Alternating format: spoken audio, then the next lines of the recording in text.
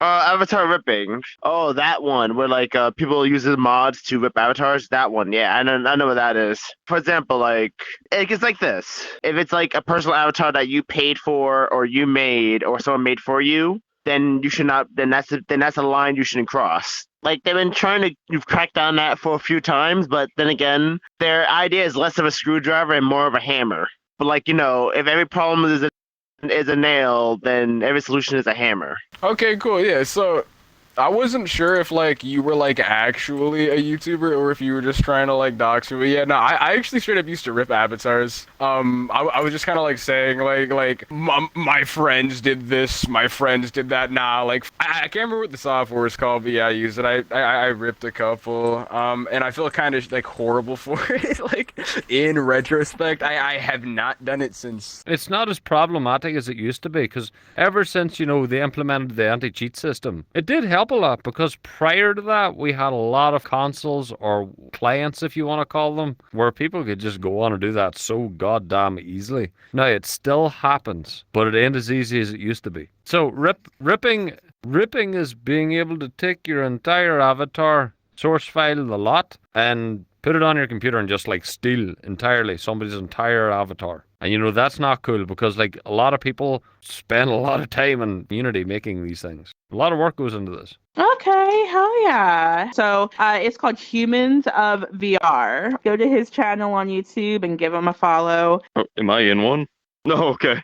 I don't know, because I found this on like a free asset thing, and I don't know if this is like something I should have paid for or what. Okay, hopefully. Because I'm an artist myself, and I don't support, ripping off people's work. Well, I mean, if you're putting time and work and passion into something and people are ripping it off, yeah, I'm against that. Well, I used to be a traditional artist primarily, and then got a tablet and kind of went, whoa, I'm losing control.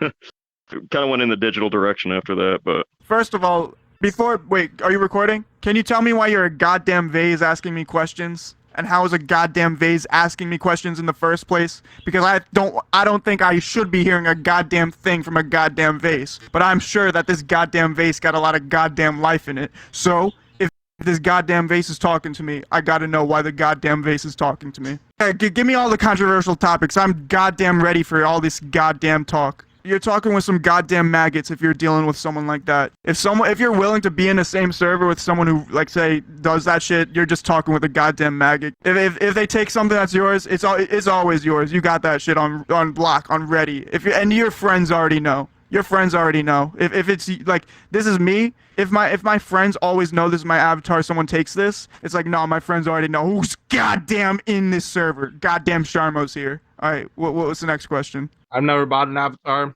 never had a custom avatar. I'm using one that I found off of Prismic Avatar Search. If they're stealing it from there, then that's a personal problem, If somebody copies it off of avatar cloning because you forgot to turn that off, that's your own fault. But if they're using like external mods, I mean, VRCHAT alone says that you shouldn't be doing that they can ban you for it. So the best thing you could do is report them, right? Doesn't guarantee that something's going to be done about it, but VRCHAT is a company that's trying to make money. If it's not stopping them from making money, they're not going to give a shit. A company, look, all right, you're not going to make a free app not to make money. VRCHAT is a company, and a company has the first thing in mind is to make profits, right? So, I mean, I don't know what they make a profit off of. Probably ad revenue or something like that. Maybe they sell our information, but yeah, VRChat Plus. VRChat Plus is a good example. It is what it is. I don't agree with it personally, but I mean, it's going to happen, period. You can't get rid of it completely, just like hackers in video games. You're never going to completely get rid of them. You're just going to get smarter about it. It's hard, man. It's hard.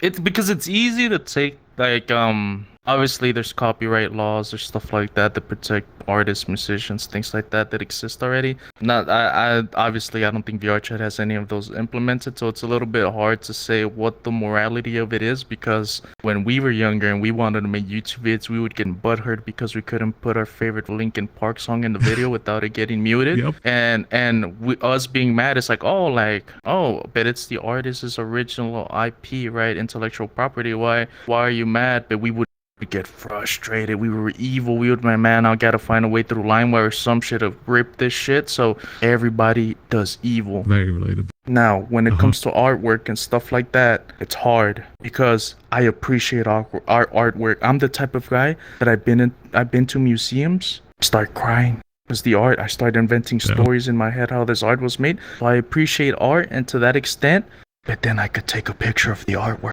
and upload it, put it in the wall in my house. And that artwork cost millions of dollars. And is anyone gonna get mad at me? No, no one has like a moral point when it comes to that, right? But when it's the creator going through it, right, and then we take the creator side of it, then it's like, it sucks. Sandy already said everything. Yep. Thousands of hours to learn, thousands of hours to upload, with your goal being one day I'm gonna sell my work and I'll be able to make some sort of like living wage on it, just for that shit to get stolen 2.5 seconds after it reaches the market. The root problem to all of this is literally, unironically, capitalism. If there was no need for money influx and people could live a normal life, then all artwork would be free, because you wouldn't need to create art in order to sustain a living. You would just create art because that's the creativity of humans. And in a perfect society, if say God was real, say AI was your God, say anything was your God, and they created a perfect society would mean Sandy, me, Metavasu, we would all be able to create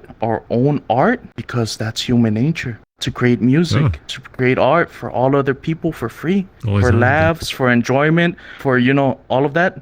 That's a bit. Unfortunately, we live in a world where we need monetary, you know, to survive. But ultimately, no one really has the high road, because at the end of the day, art should all ultimately be free and should be all based on like emotions, happiness, joy, bringing life to people. But we can't live that life because artists need to eat. And unfortunately, in the real world, we do have copyright stuff like that, you know, people to claim things from. But I don't think VRCHAT has that. So I do feel bad for the creators, man. A good take, yeah. A few years back, I'm not sure, like it was like 2022. Like they tried to break some of the few good mods that are actually good for the community. They could get rid of a lot of bad mods. But even then, like some of the bad mods are actually part of the game itself. Like for example, crashers. Like crasher avatars are like a big issue in the community, where like it's just so much particles or too much stuff being used on a person's avatar to cause too much to load in. Oh, easy anti-cheat. It's if you play Fortnite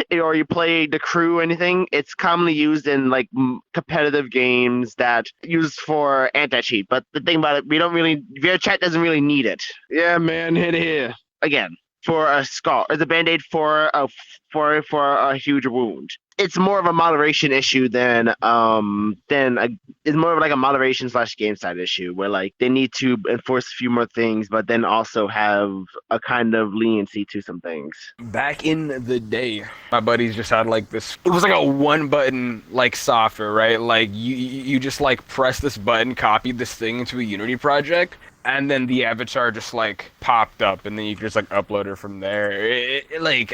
I don't know how it is now, but at one point it was really easy. I remember with one of the big things with, I think it was Notorious, there was like a button to just rip an avatar. Fun enough, I actually banged into a guy on Twitter the other day there, and I think he was charging like $400 or something. Yeah, like that's extremely like something crazy. like that. But this thing, like 120, 100. There's what do you call the website? The Japanese website begins with B. Gimroad?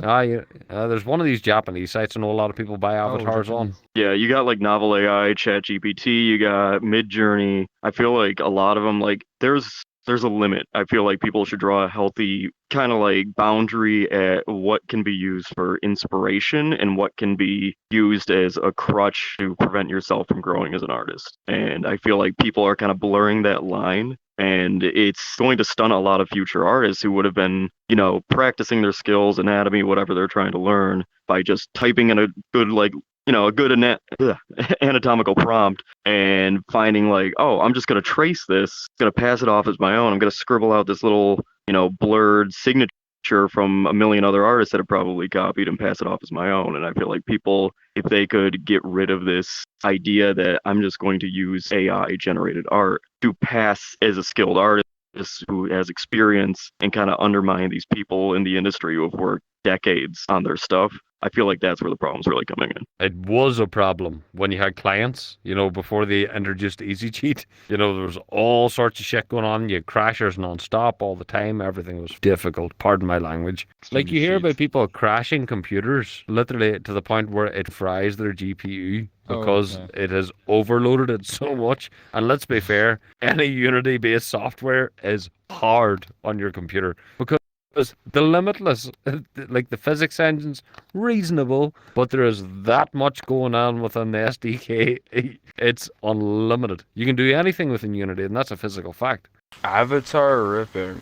I had a lot of friends that were like really, really involved with it. From my understanding, it's like where you kind of like get into the game's API or whatever, and like somehow you can find like avatars that way, and then you can get them in a Unity project somehow, like just from the game's API. And all right, so I guess like as somebody who makes avatars myself, yeah, fuck that. Like it would kind of piss me off. I'm not gonna lie. Like, you know, I put in like all these hours. I have like an original idea for like an avatar, and somebody's like, nah, it's mine now though. That's mine. I'm just gonna like take that.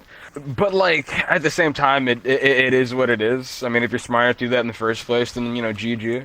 I mean, when it comes to EAC, that kind of divided the community into like just the script kiddies who just like use like random free clients, and the people who actually knew what they were doing to bypass EAC. EAC's made it harder for me, but that's just because I'm not like illiterate enough with software, right? Like that's on me. Apparently, it's a pretty easy thing to do, getting past EAC. But in regards to that question, yeah, no, it has made it harder to do, right? Because like you can't just download a client and just click a button and then have an avatar on your account. I was just one of those casuals. I was just like normal with it, but I had a few buddies who were like really, really smart with that kind of stuff, and immediately got past EAC, and they're still using like really malicious clients to this day. You see it a lot less now, though, right? Like EAC did work, and like nobody wants to talk about that. At least in my experience, since, you know, they added it. I see a lot less floating items. I see, like, I don't get client crashed nearly as much anymore. Kindness is contagious. When you are kind, you inspire others. Be the spark. Spreading kindness merchandise available now.